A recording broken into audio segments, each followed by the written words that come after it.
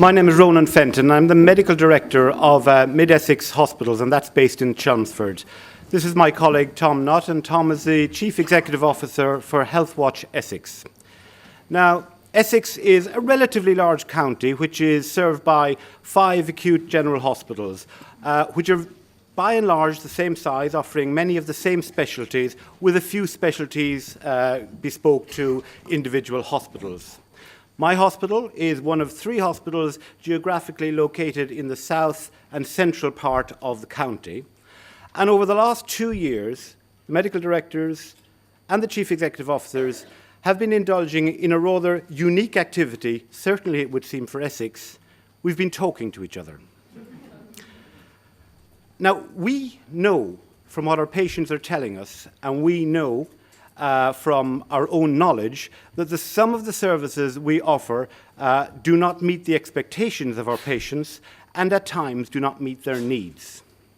We can see that if we worked collaboratively together and if we shared and utilized our combined resources, both human and structural, that many of the services we currently deliver could be delivered to a common standard of care and a higher standard of care, could be cost-effective and clinically sustainable for the future. So, putting it simply, what we're after is developing integrated departments managed by a single provider delivering services across collaborating sites. So, for example, right now we have hematology on many sites delivered to variable standards. We want to see a single site delivering and governing and employing the hematologist, but the standard to be delivered across our collaborating sites. It's as simple as that. Geographically, it makes great sense for our 3 hospitals, but it also makes sense for some services for the other 2 hospitals in our area, and they are clearly cited on this program. So what have we done and what have we achieved to date? Well, we have developed a rolling program of specialist delivery, which we hope to roll out over time, and we hope to learn from each iteration of service development.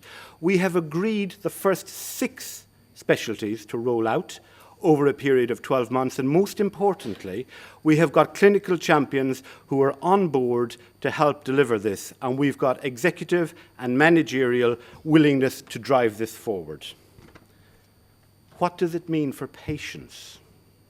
Well, a couple of months ago, I was involved in the care of a young mother of 2 who fell from a building, suffered major trauma within 5 miles of one of our hospitals. This patient, amongst other things, required urgent interventional radiological treatment for her bleeding from her pelvic fractures. Now, I know that we have this capability in Essex. We have the people who can do it, and we have the kit. Sadly, not at 6:30 on a Friday evening. So we were not able to deliver this for this patient or her family. However, it is within our gift right now to collaborate on this service and provide it 24/7. We just haven't done it because we haven't collaborated. We have constrained ourselves by the traditional view of hospital sites and their boundaries. Now, this is just one example. And of course, there are many examples where this model is applicable to both front and back office, both HR and occupational health, vascular surgery, hematology, urology, ophthalmology. It's not rocket science, and it's not just about creating shared rotas, although that would help us with our 7-day service program. And we already do it. We have experience of doing this, and we know that it can succeed. I live 10 miles from my own hospital. If, God forbid, I have a heart attack tomorrow, I probably won't be brought to my own hospital. I'll be brought to my colleague's hospital, which is 25 miles away in Basildon, and I'll be glad to be there because I know I will get the best treatment in the correct amount of time, most probably delivered by one of my own cardiology consultants from my own hospital, because we have a collaborative setup already where he or she works in that hospital and is delighted to do so because they know that they are offering state-of-the-art treatment to their patients, and I, as a patient, will be very delighted to have that treatment. What we want to do is we want to roll out that model to various specialties in our area. It has to be bespoke to each specialty individually. It has to be led by the patient's view of the clinical needs and the clinician's view of what's required. Tom, from a patient point of view, how does that resonate with you? Ronan, thanks. It resonates hugely, I think, from a patient perspective. So at Healthwatch Essex, we care passionately about listening to patients and service users and using their voice and their lived experience to shape decisions about the future of health and care. And that's really why I'm happy to be here today supporting this vanguard. At the heart of the vanguard is a simple proposition, which is for 3 acute trusts to integrate. In other words, to work better together and to achieve better outcomes for their patients and for their service users. And why does this matter? Well, because we know, as an organisation that's talked to patients and service users and their carers, that all too often organisational interests militate against a good patient experience. And Ronan, to be fair, hasn't even presented the full story about Essex. We have a troubled health economy in Essex. We are, after all, a success regime, so designated because of the challenges that we face. Challenges about financial sustainability, about the performance and quality of services, and also the historical inability of system leaders to work together effectively. So the vanguard is an opportunity for the system to get on the front foot and to tackle some of these structural and cultural challenges. And we have other system partners, such as our local authorities, on board. And we all know that doing nothing is not an option. So I hope that by working together, Healthwatch Essex can show leadership and start to make a contribution that counts. Our track record shows that if you listen to patients using robust and imaginative means, then you can gather useful insight that can be a positive force for change. This intelligence has to be considered as management information, relevant at both a strategic level as well as at that one-to-one level between a healthcare professional and a patient. And our work on patient and carer experience of cancer services, of young people's experiences of health and care, show what a difference it can make. So we've heard today from Ronan about how this vanguard can make a difference at a system and at a clinical level. But it's my hope, and I'm excited about this prospect, that this collaboration can make a real difference for the people of Essex. Thank you, Tom. I will finish by just saying why we want to be part of the Vanguard collaboration. We have clinical buy-in, we have local buy-in, and we have patient buy-in. We need national buy-in because collaboration, it would seem to me, despite some of the very positive examples we've had today, is not an easy business. And to have national support is a huge benefit to us all. We would like to work with UCL partners in developing metrics and evaluation, and we know, as other colleagues in the room have said, that this is transferable to other NHS institutions when we are successful. We want to be part of that success so others don't have to reinvent the wheel. I'll stop there. Thank you very much, and I will invite my 2 colleagues, the Chief Executive of Basildon, Claire Paniker, and the Chief Executive of Southend, to join us on the podium and hopefully deal with the difficult questions. Thanks very much. Questions? In the middle here, one here. Just,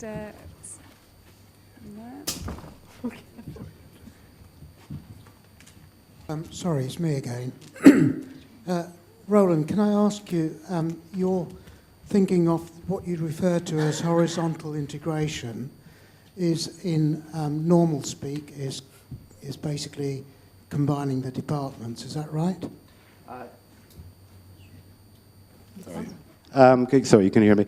No, it's not simply combining the departments, and of course that is the initial fear of any department when you have this discussion with.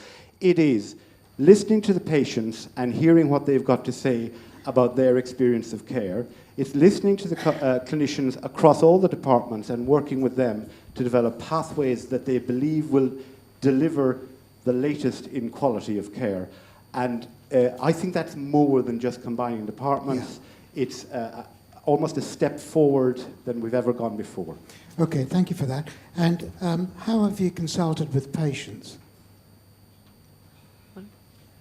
Well, to date, to date, the 3 trusts themselves have led on the patient engagement. And as Ronan said, the plans have been informed very much by the experience of those patients. But what I'm excited about as Healthwatch Essex is the opportunity to take this forward to another level, using those imaginative, using those robust methods, so that as we look to reshape some of that horizontal integration, look at new and different pathways, we can make sure that they reflect the lived experience of those patients, so that services can in fact be better oriented around the needs and experiences of patients. Can I give an example? Can I give an example of that, actually? Ophthalmology, for instance, is one of the services that we currently in Southend provide for Basildon, but we're working with Ronan and the team in Mid-Essex because they have said how dissatisfied they are, patients, with the service they're getting. So we are looking at how we will combine their service with ours so that we can provide the high standard of care all over. You.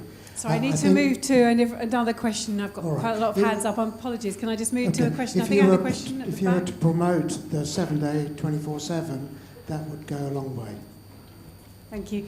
Could you just try? I think we've got a right over, far over in the corner, please. Thank you. Hi, Claire Stafford, Queen Victoria Hospital.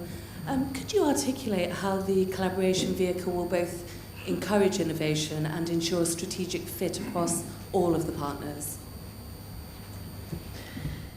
So innovation comes in many different guises, and we want to use innovation technologically. We want to use it building on some of our joint venture work that we've already done. It's really important that we transfer equally across the three organisations. So the three hospitals each have separate raisins d'etre, if you like, but fundamentally we provide DGH services to our local population. And we think that variability and reducing variability and increasing standardisation so that inequalities are dealt with throughout the whole of our patch are critical to our programme of work. So it really will be fundamental that those clinical pathways that are designed by users, designed by clinicians, are adopted across all three organisations to provide that consistency of high quality care. Hello.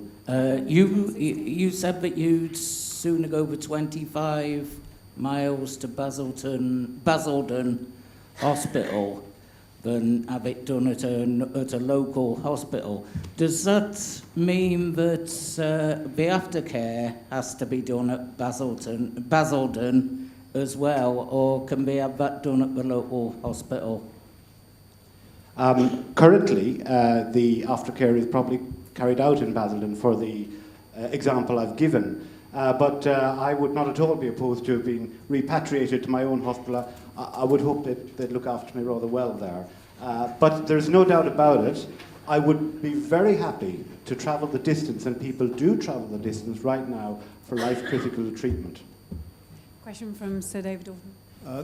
David Dalton from Salford Royal, and commend you on the approach for single shared services across three organisations. It's great to hear. I just want to pick up the points on care pathways and standardising and getting reliability. We're all struggling to think about how to do this. We can all say the words, including me. What's your approach to supporting staff to stick to the agreed consensus statement, the policy, the protocol, and how can you give them feedback if they vary from it? We have a group. We're setting up a group. Actually, it's our HR directors, chief operating officers, and finance directors. So we're making sure all the flows are going to be very transparent through the organisations. We are getting lots of clinicians coming to us now saying we want our service to be involved in this. For instance, vascular was not part of our first 6 that we were looking at. However, our clinicians have come to us saying we need to look at this. Can we be part of that programme? So because of the fact that we're involving and we're being very transparent in our organisations, getting the buy-in, part of one of our early success features is about the number of staff that are coming to us wanting to be in part of this. So if I meant, what I meant was that if you've got a pathway and it says that within the first hour of presentation these are the things that ought to be done, how do you support your staff in making sure they know that those are the things that on the protocol that they should do? And how do you give them feedback if in that first hour, 4 hours, 24 hours, it's not being done? Okay, well, because we're looking at having one pathway for the whole of the 3 hospitals in that particular service, then we're going to have shared policies, objectives in terms of what needs to be, and measurements, if you like, for what needs to be achieved. And so that's actually being led by our clinicians. They are the ones who are coming up with what we need to achieve. So in actual fact, it's self-fulfilling in that sense. So what we will be looking at is our metrics, measuring by our metrics, holding to account by our metrics. Very quick final question. Final question. Trevor Fossey, representing Coalition for Collaborative Care. Very pleased to see a patient on the panel, which is good. So ask a question here relating to that. The representation of what you said about patients seemed to be listening to feedback. To what extent was co-production used, and will co-production be used in the future rather than just listening to feedback? I think one of Healthwatch Essex's mantras is about engaging the right people at the right time using the right method. So we can use all sorts of different language like co-commissioning and co-production. I actually think it's about doing the right thing at the right time to get that meaningful insight. So moving beyond the kind of world of feedback, but equally moving beyond the world where actually you just say you'll have a handful of patients on a board or a committee. It's about gathering lived experience and using that as insight and intelligence to be part of the decision-making mix that the program will take. So it's not that it trumps any of the decisions, but it sits alongside information about financial sustainability, national policy, local policy, clinical leadership, all part of that decision-making mix. Thank you very much. We need to leave it there. Thank you very much. That's South and Central Essex Acute Collaborative.